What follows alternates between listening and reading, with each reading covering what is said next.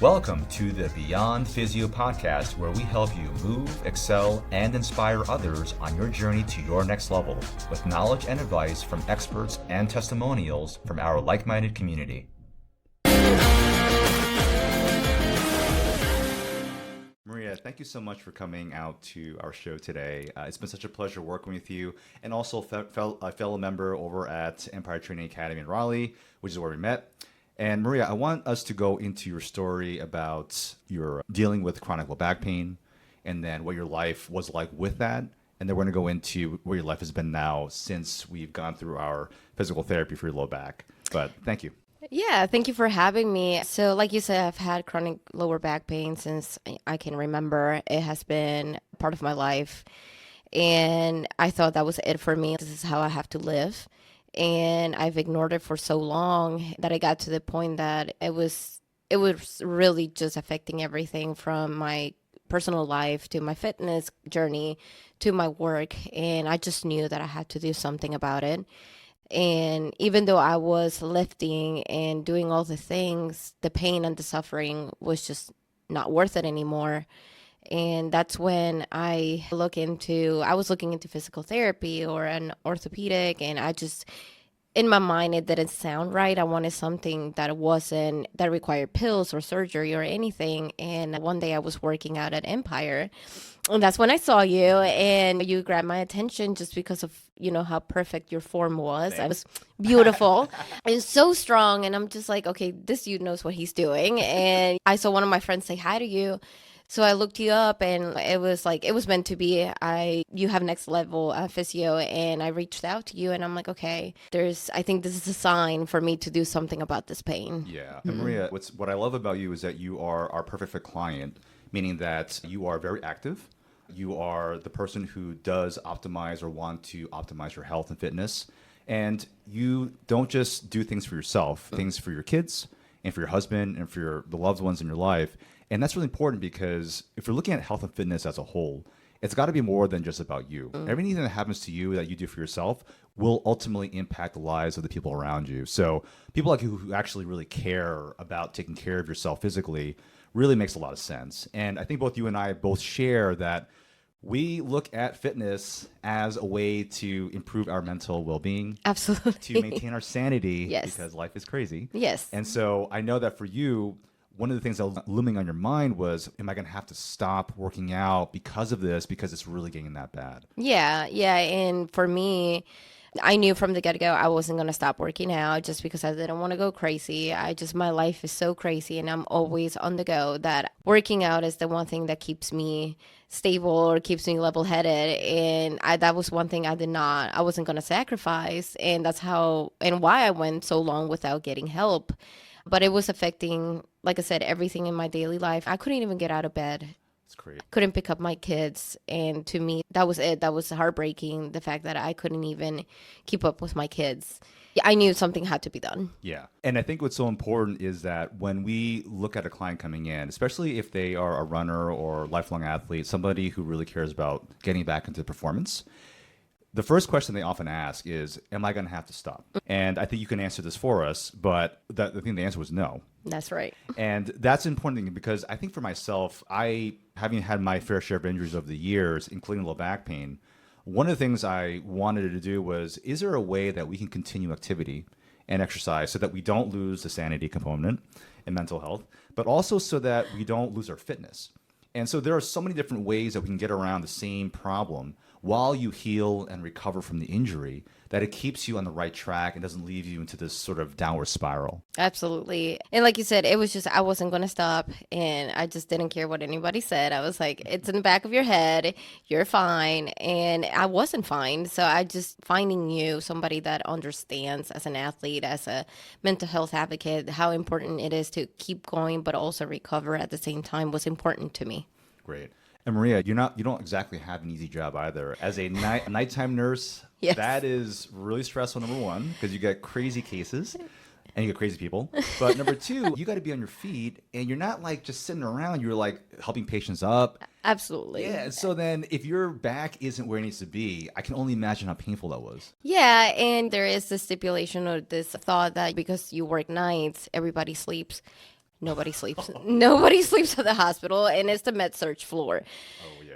You see everything and anything, and it really is when the crazies come out. I love my patients, but oh my gosh. And there's patients that get combative, and there's patients that you cannot do anything for themselves, so you have to pick them up, you have to shift them.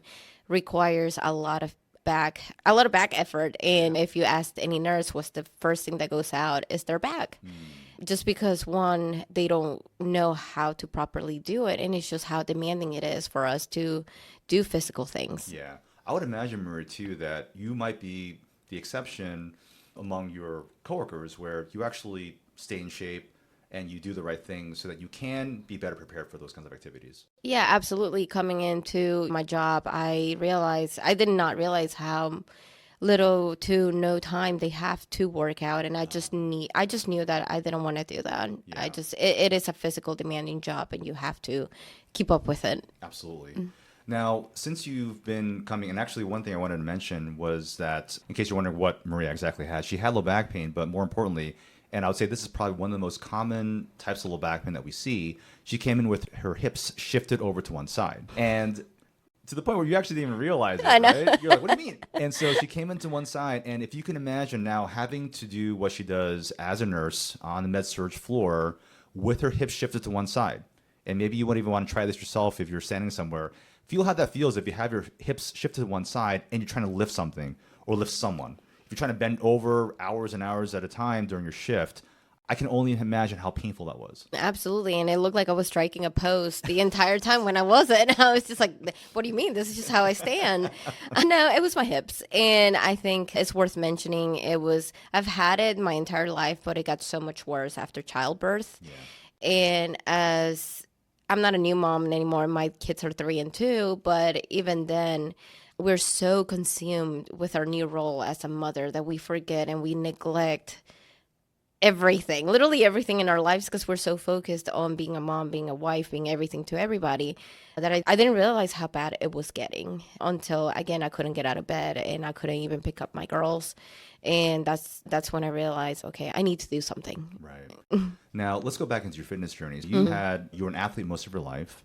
And then as you got older and got married and everything, you decided that fitness was something you wanted to do because you thought it was important for your livelihood. Yeah. And what was it like going into fitness? How did that do for your back initially? So I started with HIIT classes and it was not good. I was always in pain and I just was like ignoring it. I put it in the back of my head. I was just like, it's all in your head. It's not real. You're fine. And I just kept pushing and pushing until I just couldn't do it anymore. I actually started getting injuries, like my ankles, my shoulders, my elbows, just everything started hurting so bad. And that's when, one, I had to stop doing HIIT classes. It was so hard on my body, but also I needed to take a step back and figure out what my body needed. And so from there, you decided that's where I think one of your friends had introduced you to Empire. That's right. And it was Empire's more strength training, which is exactly what my body needed. But it also needed to recover and actually get a solution for my back problems, because even though I got stronger, the pain got worse. And I just knew that, again, it doesn't matter how strong I was getting, the problem wasn't getting solved. Yeah. And it was always going to be there. And that's when I realized, okay, this is obviously, it wasn't technically the HIIT classes that is causing this. It's just because I'm not taking a step back and solving the problem. I'm not taking care of myself properly. Yeah. And I would say that people who live the kind of lifestyle that we live, which is very active and doing things to get stronger and be our optimal or best version, we like to ignore pain. And we both know that healthcare professionals are the worst patients. And it wasn't for me. I've also had chronic low back pain. And it wasn't until I actually finally got it addressed myself from a very good colleague of mine out in Arizona that I stopped suffering finally. And I also realized that I have to make sure that I take care of myself too. Otherwise, I cannot be there for my patients or for my wife or for my kids in the same way, because I'm always thinking about being in pain. The other thing is that I'm glad that you made that transition from doing all HIIT classes over to something that incorporated more strength training. I would say that in general, adding more strength is the best way to go. That being said, one of the things that we found interesting for your low back was that there was a technique technique issue that we saw in some of your things like deadlifts and squats. Yeah. That I think once you corrected, you number one felt the exercise more, Absolutely. and you're actually taxing the right muscles. It's Yes. like, oh my god, this is how it's I didn't even know that muscle existed. That's how it should feel, and that's really important. So if you maybe you're a long-time gym goer, maybe you've been lifting weights for a while, it's always good to have somebody just take a look or just record yourself and send it to a coach just to make sure that those small nuances are taken care of, because that over time can also lead to issues, at least that's what I've seen in our practice. Yeah, and I want to go back to the whole stopping or not having to stop while recovering. And I think one of the mental things for me was I'm not going to be able to lift as heavy. And one of the valuable lessons I learned through this journey is the fact that you don't have to lift heavy all the time in order to get results. You restricted me to 95 pounds, and I was like, okay. It was very hard at first, especially watching my friends go heavy, in all parts of you is, I want to go heavy. But you're like, I paid all this money, I made this investment to myself, I'm going to see the results. And I'm so happy that I stuck with it, because I can progressively get better without having to, and I'm not going to get injured because I'm using the right muscles, the right form, I'm using lighter weights, so I can focus on all those things. And eventually I know I'm going to get back to how I was, but without pain. Exactly. I'm so glad you mentioned Maria, because the goal wasn't to, it's never the goal to stop you from getting to your goals. The goal is to do a small reset, make sure that everything is dialed in, and we go gradually so that you can hit your goals without compromising your form, technique, and then ending up with back pain again, or any kind of injury for that matter. And so I'm glad you said that. It's really, journey is starting off on the right foundation, having all those things dialed in so that lifting heavy, running fast, or running harder doesn't become something you can't do anymore because you're doing things the right way at a much lesser intensity. Yeah, and one of my friends told me, Maria, I know this is hard, and I know that it seems like it's forever that you're not going to be able to lift heavy, but you have to look at the long term. This is not a sprint. We're going to be it's a marathon. You're going to have to go slow and steady, or however the saying is. Yeah. You just have to look at the long-term goal. And if you don't do that, then you're just going to go right back to how you were. And everything that you've done, all the sacrifices, the time, the money, everything you've done is for nothing. Absolutely.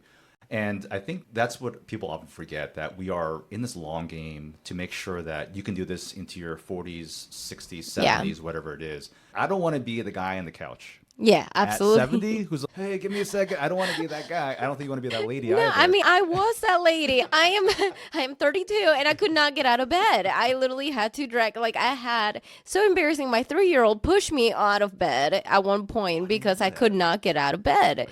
And she was like, Mommy, are you okay? I'm like, no, I'm not. Oh, man. And it's interesting because, Maria, I wanted you to talk about our first session, but one of the things that we found very interesting was that Maria likes to sleep on her stomach. Yes. Which puts her into extension and a lot of compression through that lumbar spine throughout the night. But tell us about the first session that we had. What was your experience like? Did you expect that to be how comprehensive it was, all that kind of stuff? No, I did not. I've had experiences with orthopedics and all that stuff. And even in my career, I've seen how they treat patients. Not saying that it's bad, but it's very cookie cutter. They have, if you come in with low back pain, they already have I don't know, like a program that it's for them, but it's not personalized. It's not tailored to their needs. Yes, you have back pain or lower back pain, but it doesn't mean that it's the same as me and you. Mine could be because of my shoulders, and now everything else is compensating, and that's where my lower back pain is coming from. And somebody else could be something completely different. And that's one of the things that I've noticed with your program is the fact that you listen. You literally ask me from what I eat to how I sleep to what I do in my daily life. And just, you know me probably better than my husband at this point. That's how much you know about me. And that's how you tailor my program. And it's not the same as somebody else's. And also with physical therapy, nothing wrong with it. But at the same time, they give you a program that is not tailored to you, and they're like, what you do it once is okay, go home and do it and hope and pray that you are doing it. And then that's that. Instead of here, that you come in and you actually watch us like a hawk and make sure that our form is correct and we're doing it correctly, and you do the shockwave, the dry needling, and it's just everything is tailored to my need.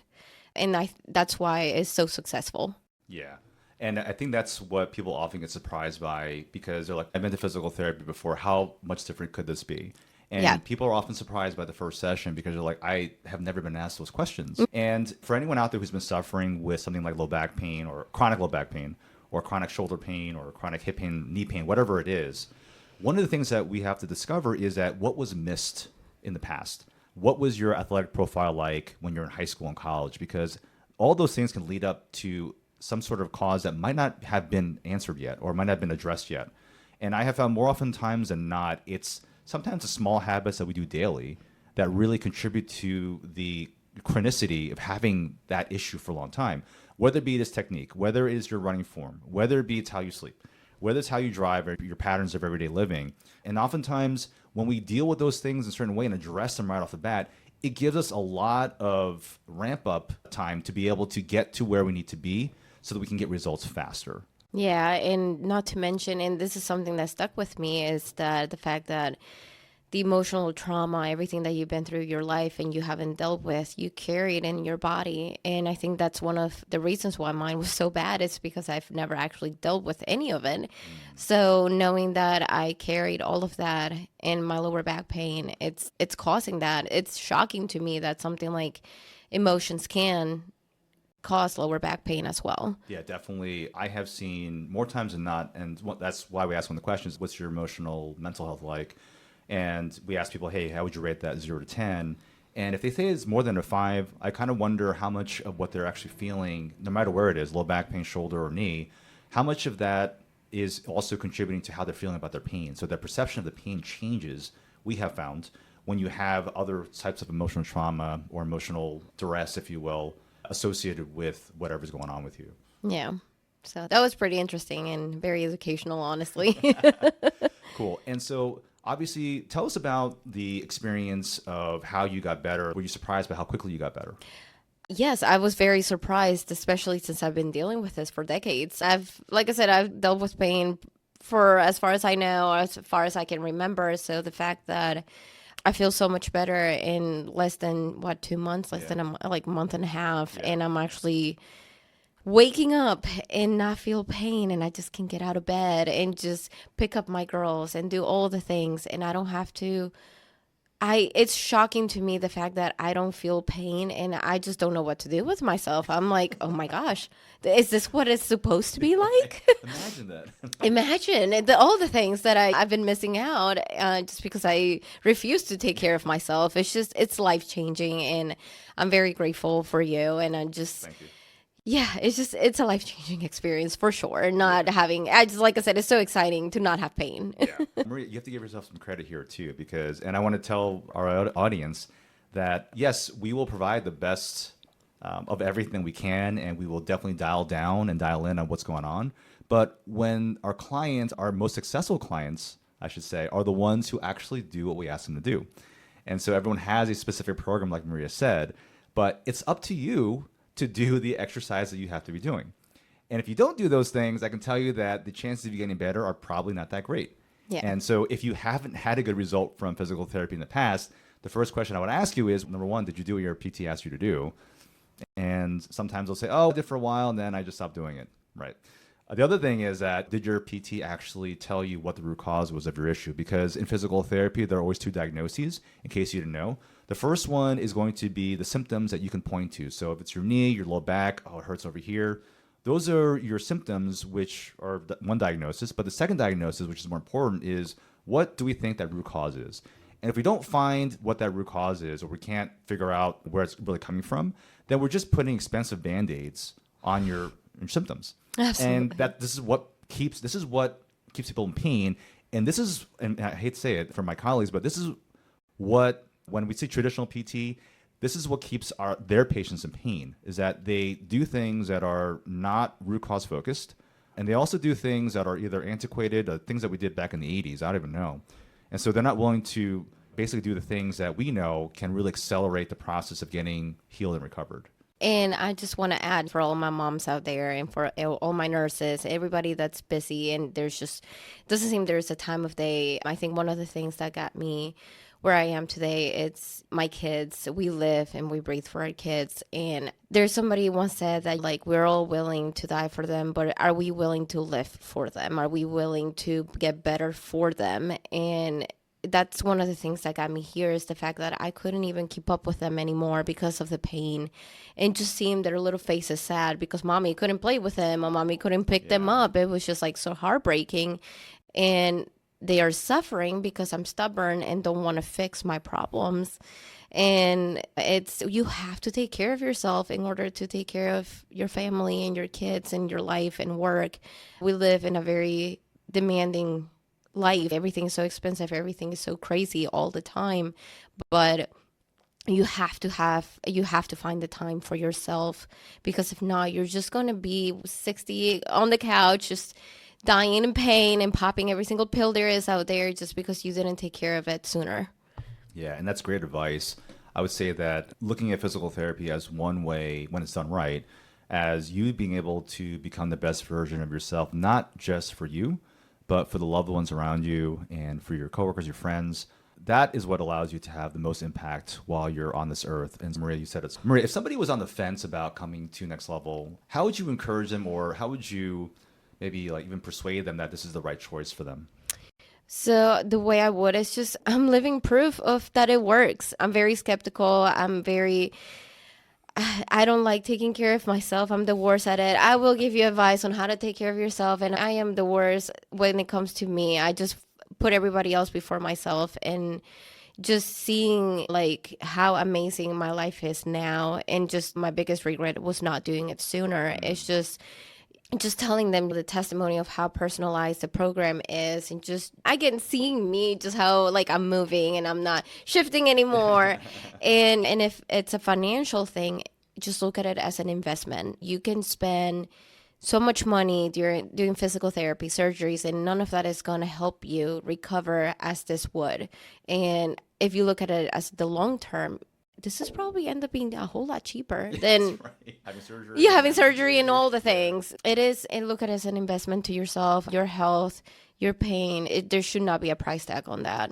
I love that. Maria, thank you so much for, again, carving us some time. I know that we got into your sleep too here, since you're supposed to be sleeping now. But thank you so much for that. And looking forward to competing against you, or with you, at the games tomorrow at Empire Training. Yeah, absolutely. Thank you. Thanks so much for tuning into today's episode. It really does mean a lot to us. And don't forget to share, subscribe, or comment if you got at least one or two helpful insights or takeaways to help you get to your next level.